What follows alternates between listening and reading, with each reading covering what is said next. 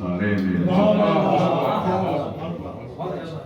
बस एक दरे अक़दस की गुलामी ही बहुत है। खुश हूं कि किसी और गुजारे में नहीं।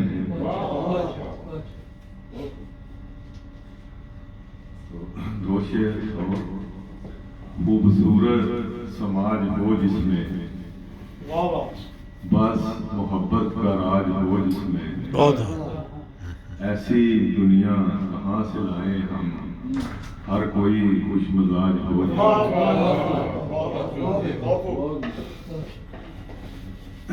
पंजाबी दे दो शेर पिछे कुछ भी बाकी नहीं, हूण मैं परत के की वेखां, पिछे कुछ भी बाकी नहीं, हूण मैं परत के की वेखां, ये भांडा ते कचदा है, इनू वरत के की वेखां। तै भाई एक शेर आपकी नजर, तुम फकत इस शेर की कीमत का अंदाजा करो, तुम फकत इस शेर की कीमत का अंदाजा करो, एक बच्चा दे गया मुझको खिलौना दादा।